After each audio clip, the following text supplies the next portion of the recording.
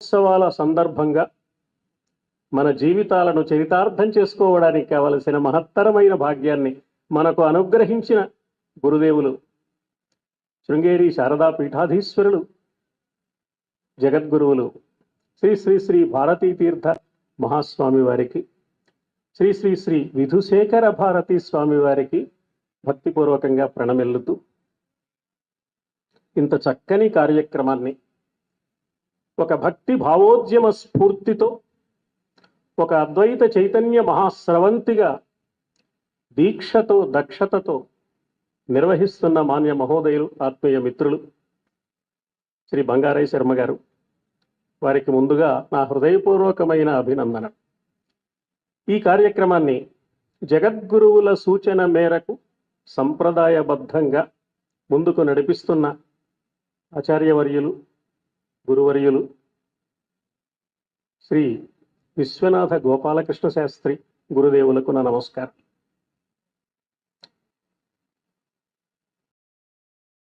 ఒకడు వేసవి వల్ల చాలా బాధపడుతున్నాడు. మండు వేసవి, దప్పిక కలుగుతోంది, ప్రయాణం చేయక తప్పదు. అలాంటి వాడికి మంచినీళ్లు దొరకడమే కష్టమైన సమయంలో అమృతం లభిస్తే ఎలా ఉంటుంది? సంసారమనే వేసవి బాధకు వడలిన మానవుడికి, ప్రాణికి అద్వైతమనే దివ్య జ్ఞాన అమృతాన్ని అనుగ్రహించిన వారు జగద్గురువులైన ఆదిశంకర్. సంసారాధ్వని తాపభాను కిరణ ప్రోద్భూత దాహవ్యధాఖిన్నానాం జలకాంక్షయా మరుభు విభ్రాంత్యా పరిభ్రామ్యతాం అత్యాసన్న సుధాంబుధిం సుఖకరం బ్రహ్మాద్వయం దర్శయత్ ఏషా శంకర భారతీ, ఏషా శంకర భారతీ విజయతే నిర్వాణ సంధాయిని. మానవుడు దప్పిక తీర్చుకోవడానికి నీటి కోసం అలమటిస్తున్న వాడికి అమృతం లభించినట్టుగా జగద్గురువులు బ్రహ్మాద్వయం దర్శయతి, పరబ్రహ్మయే నువ్వు సుమా అని జీవుడిలో దాగి ఉన్న, జీవుడి రూపంలో ఉన్న దైవ తత్వాన్ని అతడికి చేరువ చెయ్యడానికి ఒక వంక భాష్య రచనలు, మరొక వంక ప్రకరణ గ్రంథాలు, అందరము ఆర్తితో హాయిగా గొంతెత్తి పాడుకోవడానికి వీలైన విధంగా ఇంతకు ముందు బంగారయ్య శర్మ గారు మనవి చేసినట్లుగా ఎవరి ఇష్టదైవం ఎవరైతే ఆ ఇష్టదైవాన్ని నోరారా మనసారా తనివి తీరా స్తోత్రం చేసుకోవడానికి వీలుగా దివ్యమైన అద్భుతమైన స్తోత్రాలు. ఈ లోకంలో ఎన్ని పర్వతాలున్నా హిమాలయ పర్వతానికి ఒక ప్రత్యేకత ఉన్నది. ఎన్ని నదులున్నా గంగా నదికి ఒక విశిష్టత ఉన్నది. ఎన్ని పుణ్యక్షేత్రాలున్నా ప్రయాగకు ఒక ప్రత్యేకత ఉన్నది. గంగా, యమున, సరస్వతి నదుల త్రివేణి సంగమం. అలాగే గురువులనే పేరుతో ఎవరైనా కనిపించవచ్చు, ఎవరైనా ఉండవచ్చు, కానీ భక్తి జ్ఞాన వైరాగ్యాల త్రివేణి సంగమమై మనకు దివ్య అనుగ్రహాన్ని కురిపించిన జగద్గురువులు ఆదిశంకరులు మాత్రమే. జగద్గురువులు ఆదిశంకరులు మాత్రమే, ఇందులో సందేహం లేదు. మానవుడికి మొట్టమొదట కావాల్సింది భక్తి. భక్తి లేకుండా జ్ఞానం వచ్చే అవకాశం లేదు. భక్తికి జ్ఞానండి తేడా అని ఒక క్షణం ఆలోచిస్తే, భక్తిలో విచక్షణ జోడిస్తే జ్ఞానం అవుతుంది. జ్ఞానంలో నిజాయితీ ఉంటే భక్తి అవుతుంది. నిజాయితీ లేని జ్ఞానం, ఆచరణ లేని జ్ఞానం ఉపయోగపడదు. విచక్షణ లేని భక్తి మూఢత్వంగా మారిపోయే ప్రమాదం ఉంటుంది.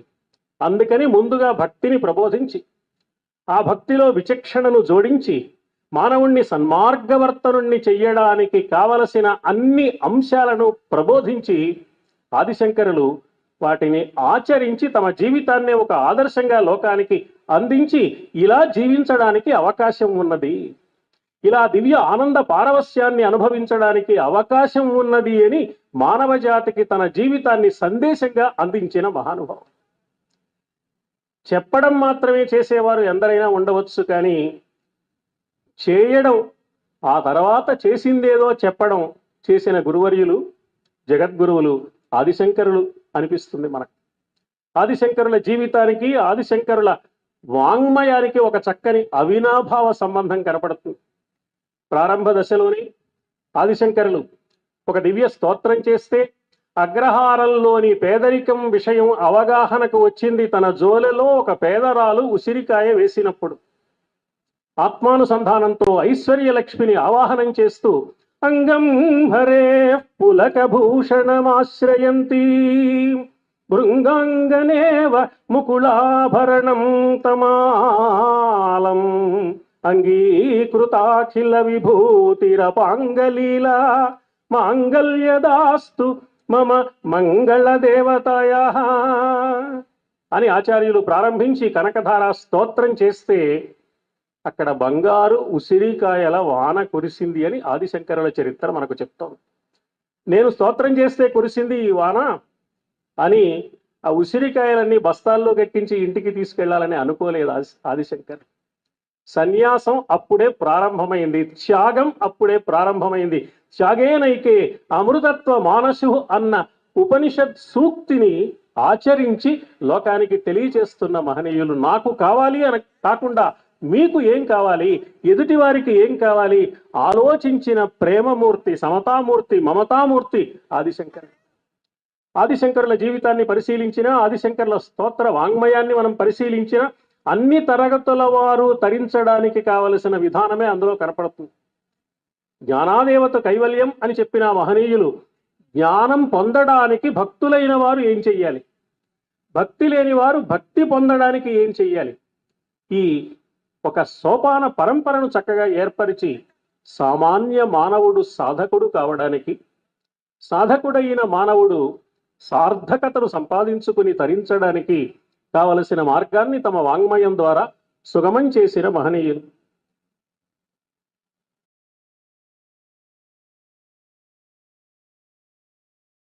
వేదోపనిషత్తులలో ప్రబోధించిన ధర్మమే మానవ జాతి తరించడానికి మార్గమని స్పష్టంగా మనకు అర్థం కావడానికి వీలుగా ఏ స్తోత్ర రచన చేసినా వేద ధర్మాన్ని, ఉపనిషద్ ధర్మాన్ని, ఆధ్యాత్మికత పేరుతో సత్ప్రవర్తన సరళిని మానవాళికి అనుగ్రహించారు ఆదిశంకరులు. అది భాష్య రచనల్లోనూ ఆ సిద్ధాంతాన్ని అనుసరించారు. ప్రకరణ గ్రంథాల పేరుతో ఆ విశేషాన్ని చెప్పారు. ఇక స్తోత్ర వాంగ్మయం నిండా అలాంటి భావనలే పరిపూర్ణంగా నింపిన మహనీయులు ఆదిశంకరులు అని మనకు ఆ వాంగ్మయాన్ని పరిశీలించినప్పుడు బోధపడుతుంది. అందువల్ల ఆదిశంకరుల రచనల్లో ఏ రచన చూసినా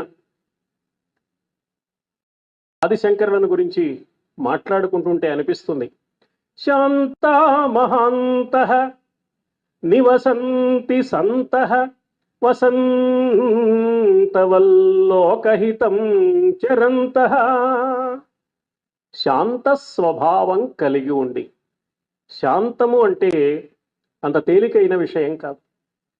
శాంత గుణాన్ని మానవుడు సంపాదించుకోవడం, అలవరచుకోవడం అతడి జీవితానికి చాలా మంచిది. చిన్నప్పుడే శతక వాంగ్మయంలో చెప్పారు, తన శాంతమే తనకు రక్ష అని.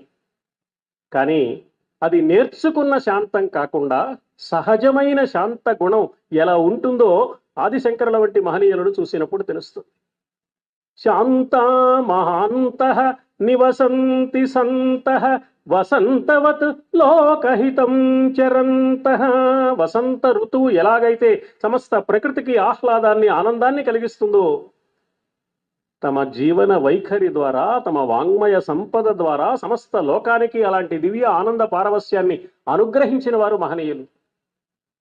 లోకహితం చరంతః ఏం చేశారు అంటే, తీర్ణా స్వయం భీమభవార్ణవంచ, అతి భయంకరమని అనుకుంటున్న సంసార సాగరాన్ని తాము తేలికగా దాటగలిగారు. ఆయన దాటితే సరిపోయిందా?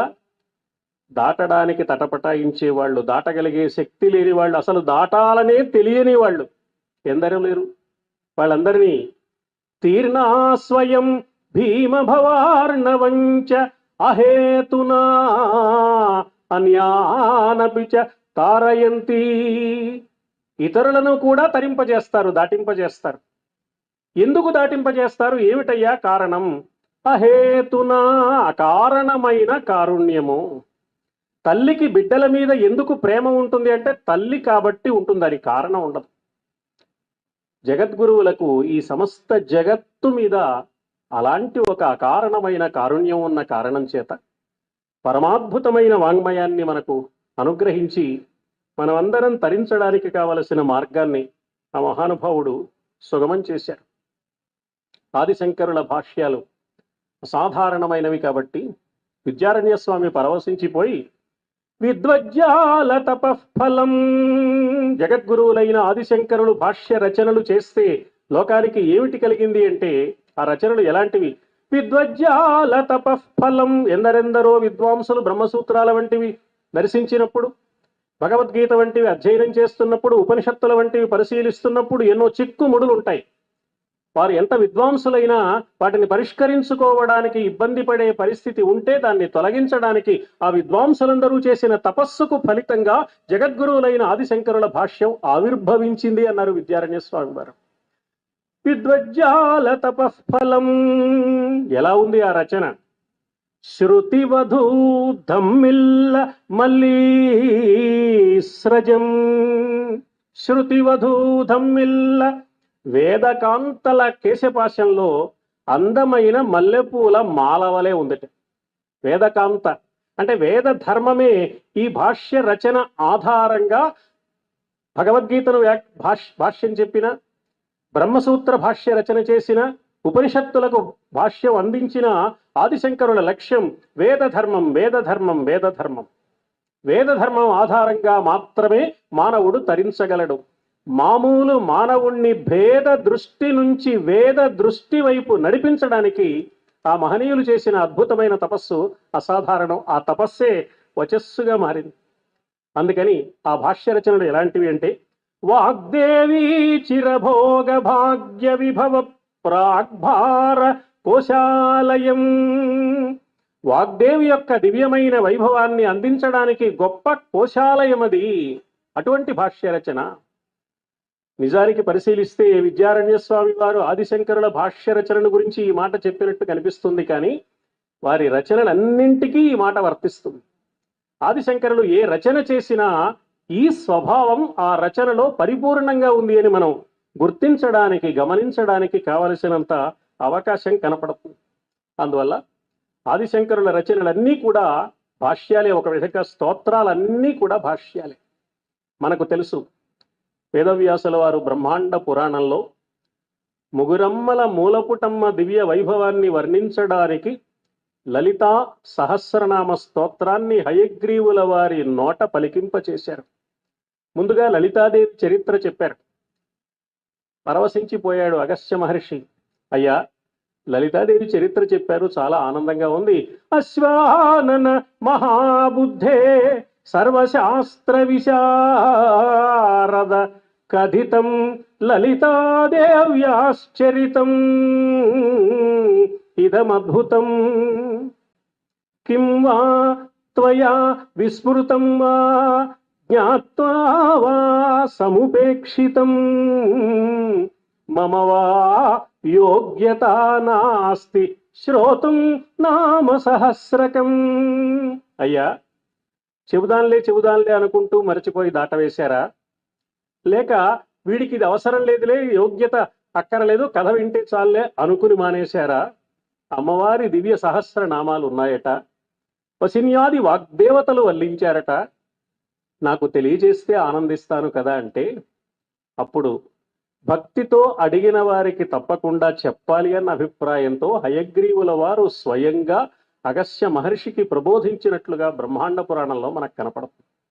అమ్మవారి సౌందర్యం, అమ్మవారి వైభవం, అమ్మ నడిస్తే ఎలా ఉంటుంది, అమ్మ నవ్వితే ఎలా ఉంటుంది, అమ్మ మాట్లాడితే ఎలా ఉంటుంది అని సగుణ రూపంగా సాకారంగా ఉండే తత్వాన్ని ఒకవైపున, నిర్గుణ నిరాకార పరబ్రహ్మ స్వరూపంగా ఉండే అమ్మ దివ్య వైభవాన్ని మరొక వైపున మేళవించి అద్భుతంగా లలితా సహస్రనామ స్తోత్రాన్ని అనుగ్రహించారు. హయగ్రీవుల నోట వేదవ్యాసుల వారు. వేదవ్యాసుల రచనలన్నింటికీ భాష్యాన్ని అందించిన ఆదిశంకరులు అదేం చిత్రమో లలితా త్రిశతికి భాష్యం రాశారు, లలితా సహస్రానికి భాష్య రచన చేయలేదు. విష్ణు సహస్రనామ స్తోత్రానికి భాష్య రచన చేశారు. లలితా సహస్రానికి వారు అందమైన కవితారూపమైన భాష్యం చెప్పాలి అని భావించి ఉంటారు. ఆ కవితారూపమైన భాష్యమే జగద్గురువులు మనకు అనుగ్రహించిన సౌందర్య లహరి దివ్య స్తోత్రం. నాకు అనిపిస్తుంది, మన సంప్రదాయంలో, సాహిత్య సంప్రదాయంలో ఒక మాట ఉంది. ఏదో కవులందరిలో ఎవరు గొప్పవాళ్ళు అని లెక్క పెట్టాలంటే మొట్టమొదట కనిష్ఠిక ఈ వేలు తెరిచి కాళిదాసు అన్నారట. తర్వాత కాళిదాసుతో సమానమైన కవి ఇంకెవరూ లేరు కాబట్టి ఈ వేలికి అనామిక అనే పేరు వచ్చిందని చమత్కారంగా అనామిక సార్థవతి బభువ అనే మాట సాహిత్య లోకంలో ప్రసిద్ధంగా ఉంది. ఆదిశంకరులను మనం కవిగా భావించకుండా కేవలం గురువర్యులుగా ఆధ్యాత్మికవేత్తగా భావిస్తున్నాం కాబట్టి, వారు సన్యాసం స్వీకరించారు కాబట్టి కాళిదాసుకు అగ్రస్థానం వచ్చింది. ఆదిశంకరులు సన్యాసం స్వీకరించకుండా కవిగా ఉండుంటే కాళిదాసు కవిత్వానికి సన్యాసం చెప్పవలసిన పరిస్థితి వచ్చేది అని చమత్కరించారు కొందరు. అంత అద్భుతమైన కవితా సౌందర్యం. ఆ కవితా సౌందర్యంలో శబ్దాలంకారాలు, అర్థాలంకారాలు, ఈ శబ్దార్థాలంకారాల చాటున అంతఃసూత్రంగా భక్తి జ్ఞాన వైరాగ్య ఉపనిషత్ తత్వం. అమ్మంటే ఏమిటి? అమ్మంటే కేవలం ఒక ఆకారం కాదు, అమ్మంటే అనంతమైన ఒక దివ్యశక్తి, అంతటా వ్యాపించి ఉన్న దివ్యశక్తి. స్వాత్మైవ లలితా ప్రోక్త దేవీ సా విశ్వ విగ్రహ అన్న భావనోపనిషత్తు మాటకు వ్యాఖ్యానప్రాయంగా అటు లలితా సహస్రనామంలో వ్యాసుల వారు కానీ, ఇటు సౌందర్య లహరిలో ఆదిశంకరులు కానీ అమ్మవారి దివ్య వైభవాన్ని వర్ణించిన తీరు అసాధారణం.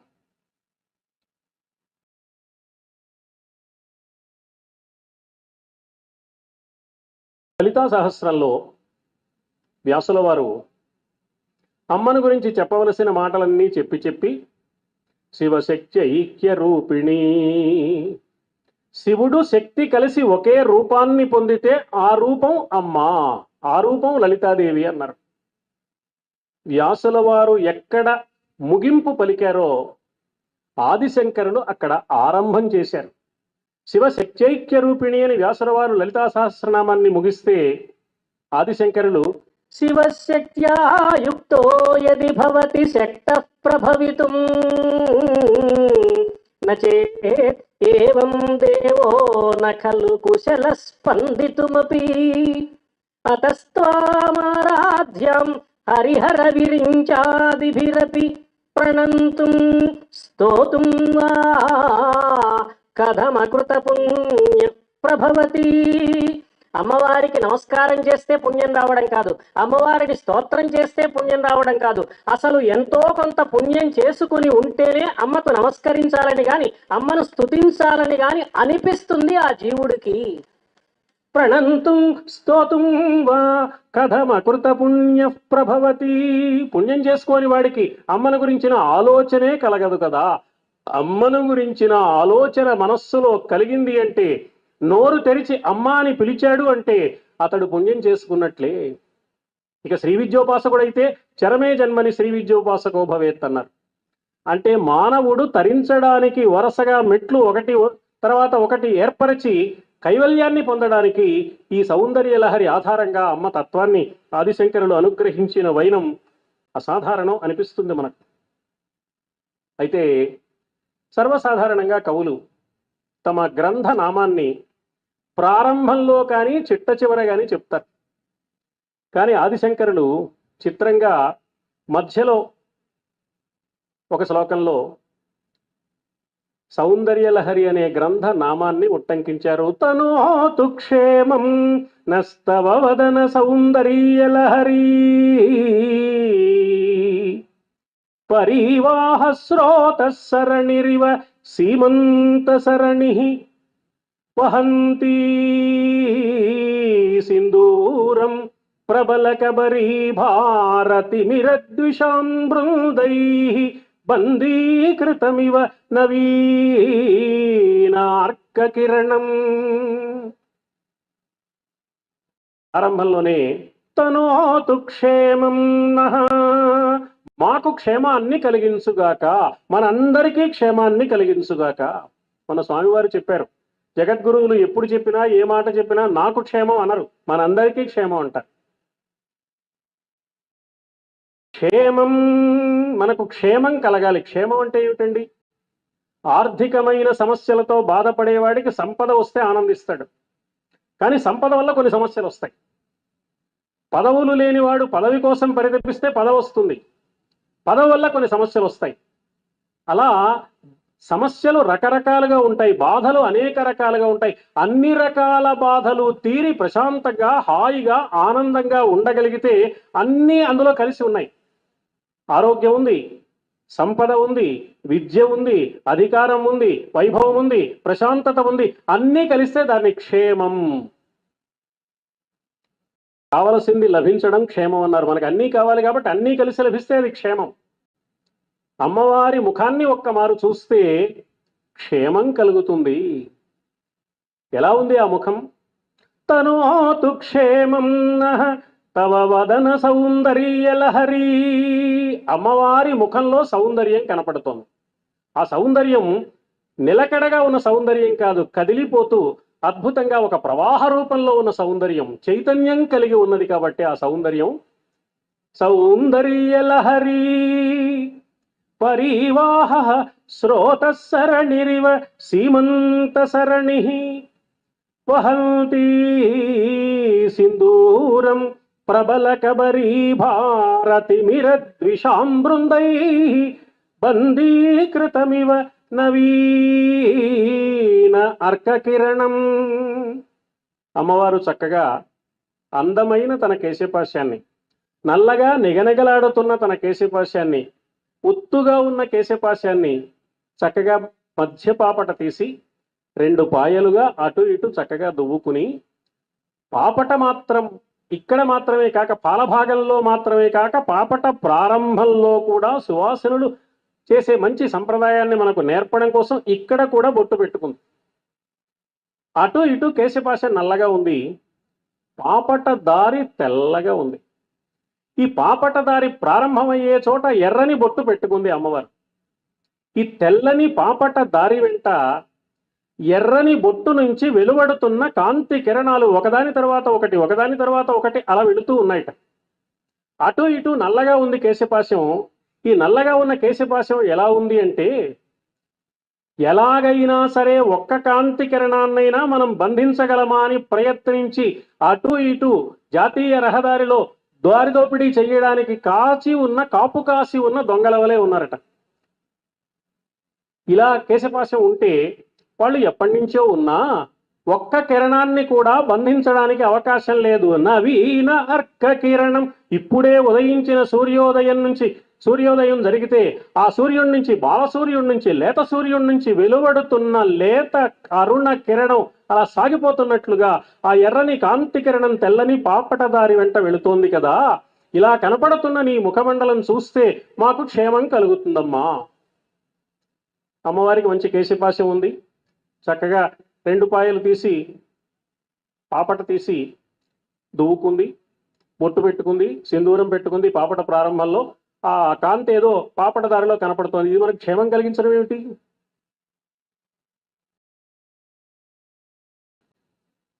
ఎలా కలిగిస్తుంది ఆలోచిస్తే, భారతీయ సంప్రదాయం అంతా కూడా అందులో ఉన్నవన్నీ సంకేతాలు. మన పెద్దలు మనకి ఏ సందేశం ఇవ్వాలనుకున్నా ఆ సందేశాన్ని సంకేతం రూపంలో అనుగ్రహించారు. కొన్ని సంకేతాలు మనకున్నాయి. మానవుడు తన జీవితంలో ప్రవర్తనకు ఏమిటి ఆధారం అంటే త్రిగుణాలు అని చెప్తారు. ప్రశాంతంగా ఉండే సత్వగుణం, కొంచెం హడావిడి చేస్తూ ఉండే రజోగుణం, ఏమీ పట్టకుండా ఉండే తమోగుణం, ఇవన్నీ ఉన్నాయని ఆ గుణాల వివరాలన్నీ భగవద్గీతలో ప్రత్యేకించి ఒక అధ్యాయంలో మరీ చెప్పారు. తొందరపాటు ఉంటుంది రజోగుణంలో, ప్రశాంతత ఉంటుంది సత్వగుణంలో, ఏమీ పట్టని ఒక అయోమయ స్థితి ఉంటుంది తమో గుణంలో. ఇవన్నీ మనలో ఉంటాయి. ఈ ఉన్నవి ఏం చేస్తూ ఉంటాయి అని జాగ్రత్తగా ఆలోచిస్తే, తమో గుణం ఎప్పుడూ కూడా, ఒక మనిషిలో ఉన్న తమో గుణం అతడి చేత ఏ సత్కార్యము చేయకుండా అడ్డుపడుతూ ఉంటుంది.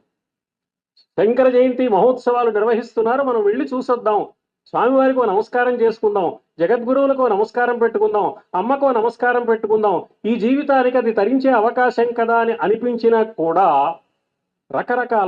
అసలు అనిపించడమే విశేషం. తమో గుణం అనిపించనివ్వదు, అనిపించినా మరోవైపు నడిపిస్తుంది రజోగుణం. ఇలా కాక తమోగుణం వల్ల కలిగే ఇబ్బంది రజోగుణంతో మానవుడు చేసే ప్రయత్నాన్ని అడ్డుకోకుండా ఉండాలి. ఎర్రని రంగు రజోగుణానికి గుర్తు. రజోగుణం కూడా మనకు అవసరమే.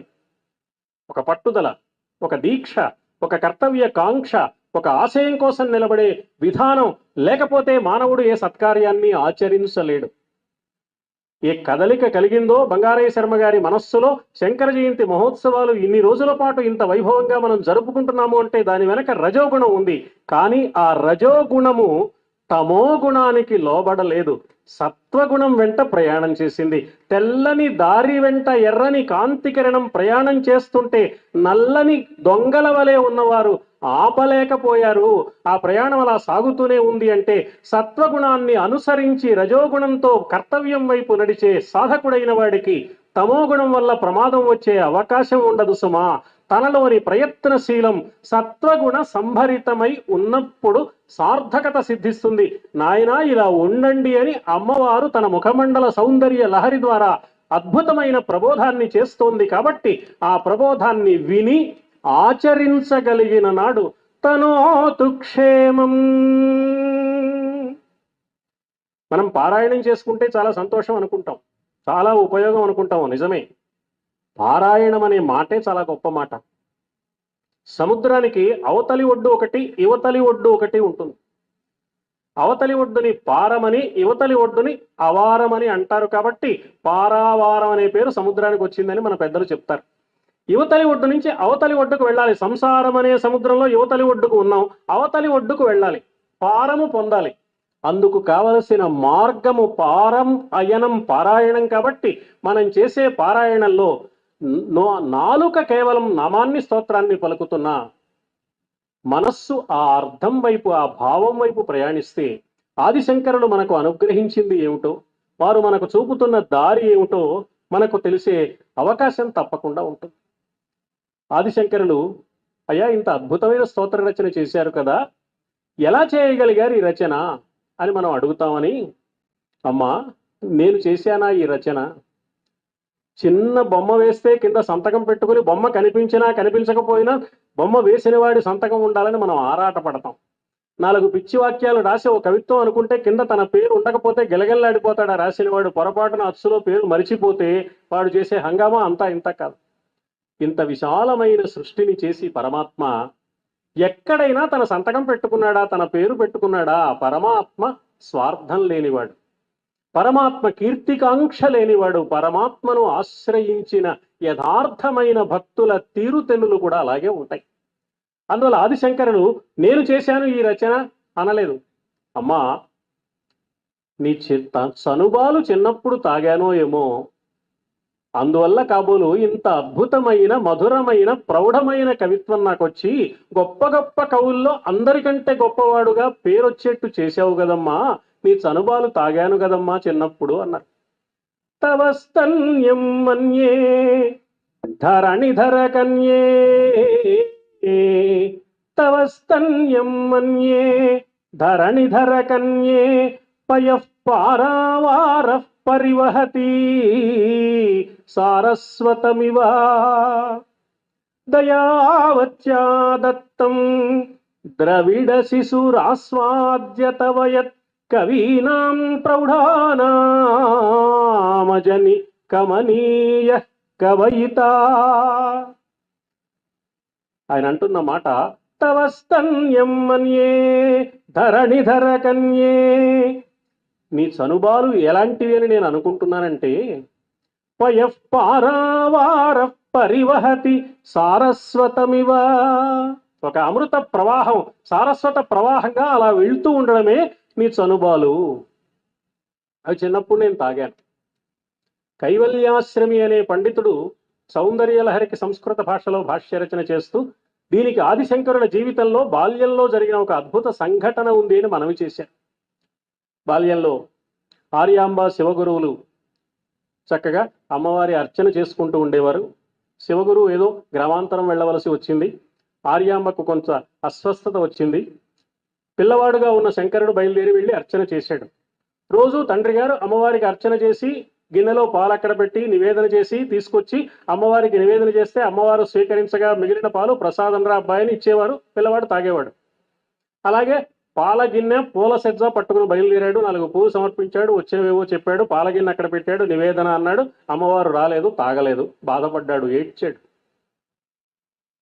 ఎంత ప్రయత్నం చేసినా అమ్మవారు రాలేదు.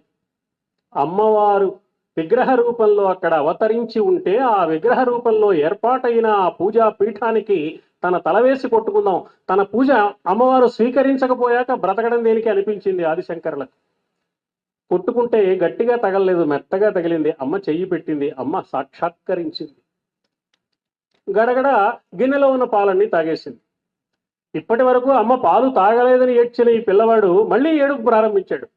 ఎందుకు అంటే, రోజు మా నాన్నగారు నివేదన చేస్తే సగం పాలు తాగి సగం నాకు ప్రసాదంగా ఇచ్చే అవకాశం ఉండేది. నువ్వు మిగిల్చేదానివి. ఈవేళ చిన్నపిల్లవాడిని మోసం చేసి మొత్తం అన్ని తాగేసావమ్మా, నాకు ప్రసాదం మిగలేదని మళ్ళీ ఏడ్చట. అప్పుడు అమ్మవారు ఇలా ఒక చెయ్యి ఊపి కాసిరి పాలు సృష్టించడం అమ్మకు అసాధ్యమండి. కానీ తన ఒడిలోకి తీసుకుని తన అక్కున చేర్చుకుని ఈ పసివాడికి స్వయంగా తన చనుబాలు అందించింది ఆ తల్లి. ఈ కథను దృష్టిలో పెట్టుకుని తన బాల్యంలో జరిగిన సన్నివేశాన్ని మనస్సులో భావన చేసి ఆదిశంకరుడు ఈ మాట అన్నారు అని వ్యాఖ్యాతలు తెలియచేశారు. తవస్తన్యం మన్యే ధరణిధర కన్యే హృదయతః పయః పారావారం పరివహతి సారస్వతమివ దయావత్యా దత్తం ద్రవిడ శిశురాస్వాద్య తవయత్. అమ్మా, ఎంత దయ నీకు, ఎంత కరుణ నీకు. ఈ ద్రావిడ శిశువుని, ఎక్కడో కాలడిలో ఉన్న నన్ను నీ ఒడిలోకి తీసుకుని ఆ చనుబాలు అందించావు కదా. కవీనాం ప్రౌఢానామజనికమనీయ కవయిత. ఇంత అద్భుతమైన కవిత్వం వచ్చింది కదమ్మా. చాలేవయ్యా ఆదిశంకరుల వారు, బడాయి మాటలు చెప్తున్నావు. చనుబాలు తాగినంత మాత్రాన కవిత్వం వచ్చేస్తుందా ఏమిటి, గొప్పవాళ్ళు అయిపోతారా ఏమిటి అని మీరు అనొచ్చు. అసలు నువ్వు చనుబాలు తాగావన్నది మాత్రం నిశ్చయం ఏమిటి, అది కూడా మాకు సందేహమేనని అడగచ్చు. మన బతుకులన్నీ సందేహమే, మనకెప్పుడు సందేహమే. దేహాభిమానం మనకుంది కాబట్టి మన నుంచి వెలువడేవన్నీ సందేహాలు. దేశాభిమానం మహనీయులకు ఉంటుంది కాబట్టి వారి నుంచి వెలువడేవన్నీ సందేశాలు. మనకుండేది దేహాభిమానం. అందుకని మనకన్నీ సందేహాలే కలుగుతూ ఉంటాయి. అందుకని 2 సాక్షుల్ని తీసుకొచ్చారు ఆదిశంకరులు. ఆ 2 సాక్షులకి సంబంధించిన వృత్తాంతం చెప్పి నేను సెలవు తీసుకుంటాను. అమ్మా, నీ వక్షస్థలం అసాధారణమైంది కదా.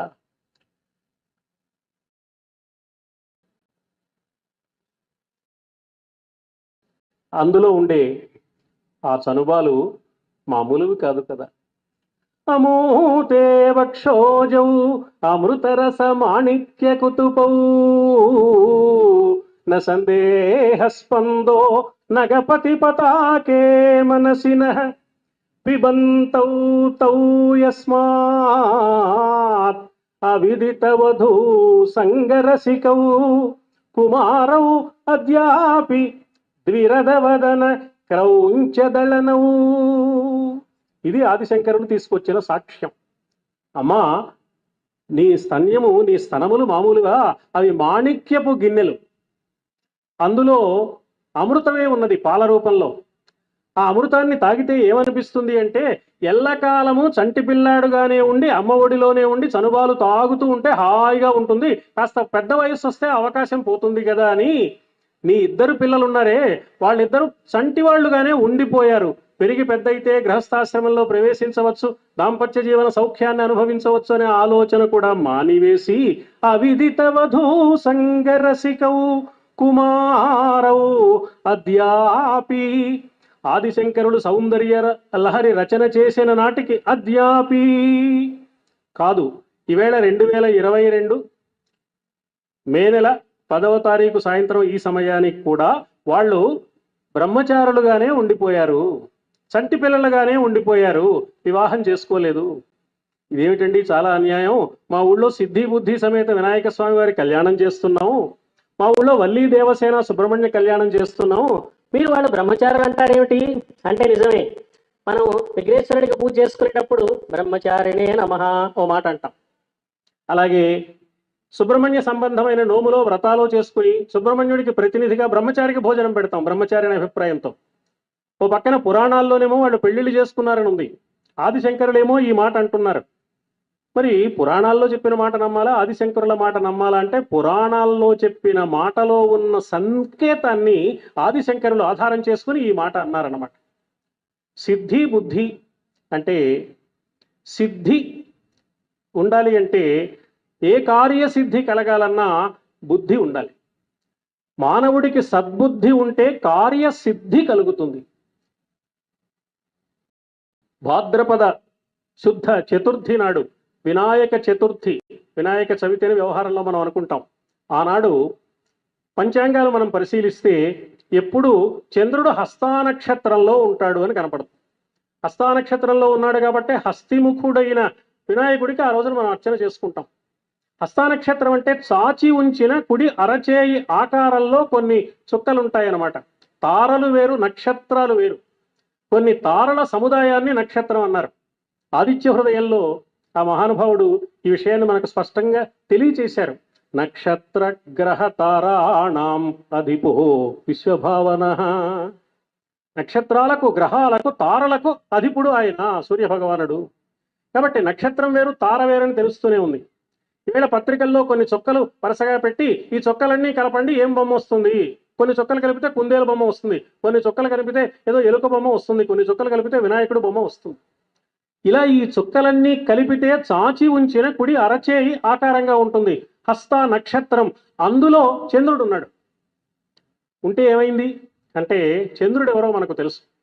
ఏమైనా మానసికమైన క్లేశాలు ఉన్నవారు జ్యోతిష శాస్త్రవేత్త వద్దకు వెళ్ళి అయ్యా చాలా ఇబ్బందిగా ఉంది అంటే చంద్రుడి వ్యవహారం ఎలా ఉంది జాతకంలో చూస్తారు. ఆయన చంద్రుడికి మనస్సుకి సంబంధం ఉందనేది ఒక అభిప్రాయం. ఎందుకని విరాట్ పురుషుడి మనస్సు నుంచి చంద్రుడు ఆవిర్భవించాడని వేదవాంగ్మయం మనకు తెలియచేసింది. చంద్రమా మనసో జాతః. కాబట్టి హస్తానక్షత్రంలో చంద్రుడున్నాడు అంటే చేతిలో మనస్సు ఉన్నది. మనస్సు చేతిలోకి వస్తే అనుకున్న పని జరుగుతుంది, కార్యసిద్ధి జరుగుతుంది. కాబట్టి ఈ సిద్ధికి సంకేతంగా హస్తానక్షత్రంలో చంద్రుడున్న వేళ వినాయక చవితి పూజ చేస్తున్నాం. కాబట్టి సిద్ధికి ఆయన అధిపతి. అధిపతి అన్నారుగా కాబట్టి వివాహం అయ్యే ఉంటుంది, పతి అనే మాట ఉంది కదా. కాబట్టి సిద్ధి బుద్ధి సమేత వినాయకుల వారి కళ్యాణం చేసేస్తున్నాం మనం. మంచిది, సంతోషమే. అలాగే కుమారస్వామి కళ్యాణం, వల్లి దేవసేన. కుండలిని శక్తికి ప్రతిరూపంగా ఉన్నవారు సుబ్రహ్మణ్య స్వామి వారు. ఆ కుండలిని 3 చుట్టలు చుట్టుకుని 4వ చుట్ట సగం చుట్టుకుని తల లోపలికి పెట్టుకుని నిద్రపోతూ ఉన్న సర్ప ఆకృతిలో ఉంటుంది అని శాస్త్రం చెప్తోంది మనకు. సార్ధ త్రివలయాకారిణి సుప్త భుజంగాకార రూపా. అలా ఉన్న పావును అలా కదిలిస్తే తల పైకెత్తి చూసినట్లుగా ప్రాణాయామ ధ్యానయోగ ప్రక్రియల ద్వారా గురువు ఉపదేశాన్ని అనుసరించి ప్రయత్నం చేస్తే కుండలిని ప్రచోదనం పొంది అతడికి సార్థకతను అనుగ్రహిస్తుంది సాధనలో. అందువల్ల కుండలిని శక్తి సర్పాకృతిలో ఉన్నది కాబట్టి అందుకు గుర్తుగా అది 3 చుట్టలు చుట్టుకుని ఉన్నది కాబట్టి వల్లి అంటే ఆ చుట్ట, దానికి అధిపతి కాబట్టి వల్లీపతి అన్నారు. దేవసేనకు నాయకుడై తారకాసుర సంహార కార్యక్రమాన్ని నిర్వహించిన మహానుభావుడు కాబట్టి దేవసేనకు పతి, దేవసేనాపతి. పతి అన్నారుగా, వల్లీపతి అన్నారు, దేవసేనాపతి అన్నారు. కాబట్టి సుబ్రహ్మణ్యుడికి 2 భార్యలని మనం వివాహం చేస్తున్నాం. మనకు పురాణ కథలలో కనపడే సంకేతాల చాటున దాగిన ఆంతర్యాన్ని కూడా స్తోత్రం రూపంలో తెలియచేస్తున్నారు ఆదిశంకరులు. అంటే ఆదిశంకరుల స్తోత్రాలు ఒట్టి పొగట్టలు కాదు. అమ్మవారిని పొగడ్డం ఆదిశంకరుల లక్ష్యం కాదు. అమ్మవారిని స్తుతించే పేరుతో మనకు పురాణ కథల ఆంతర్యం స్పష్టమై ఆ సంకేతాలు మనం తెలుసుకుని ఒక వంక పురాణ కథల్లో చెప్పిన భక్తి సంబంధమైన క్రియాకలాపాలు నిర్వహిస్తూనే మనస్సు మాత్రం అందులో దాగి ఉన్న ఆంతర్యాన్ని అవగాహన చేసుకుని జీవితాన్ని సద్వినియోగం చేసుకోవడానికి దీన్ని వినియోగించుకోవాలి అన్న అభిప్రాయంతో ఆదిశంకరులు ఈ మాట చెప్పారు అని మనకు అనిపిస్తుంది. అమూతే వక్షోజౌ అమృతరస మాణిక్య కుతుపౌ న సందేహస్పందో నగపతి పతాకే మనసినః పిబంతౌ తౌ యస్మాత్ అవిదితవధూ సంగరసికౌ కుమారౌ అద్యాపి ద్విరదవదన క్రౌంచదళనౌ. ఇలా ఉంటుంది ఆదిశంకరుల భావన. అమ్మను ఆరాధించుకునే భక్తులు. బంగారయ్య శర్మ గారు ఏ క్షణంలో సూచన చేస్తే ఆ క్షణంలో ఆగడానికి సిద్ధంగా ఉన్నాను. బంగారయ్య శర్మ గారి సూచన కోసం ఎదురు చూస్తున్నాను. ఇలా అమ్మ స్తోత్రంలోని సౌందర్య లహరి విశేషాలను, ఎన్నో విశేషాలు అనుగ్రహించారు. సౌందర్య లహరి వయస్సుతో పాటు విద్యలో కూడా చిన్నవాడినైన నేను 4 మాటలు చెప్పగలిగే అవకాశం లభించిందంటే జగద్గురువుల దివ్య అనుగ్రహం, అమ్మ ఆశీర్వచన ఫలం, అంతకు తప్ప మరొక్కటి కాదని మనవి చేస్తూ, అవకాశం ఉంటే మరో సందర్భంలో మరికొన్ని విశేషాలు ముచ్చటించుకుందామని మనవి చేస్తూ, ఈ అవకాశం కలిగించిన ఆత్మీయ మిత్రులు బంగారయ్య శర్మ గారికి, ఆమోదించి అనుగ్రహించిన పెద్దలు గురువర్యులందరికీ నమస్కరిస్తూ, శ్రద్ధాళువులై ఆలకించిన ఆత్మీయులందరికీ సాధువాదాలు పలుకుతూ, స్వస్తి సర్వేషాం సమస్త సన్మంగళ.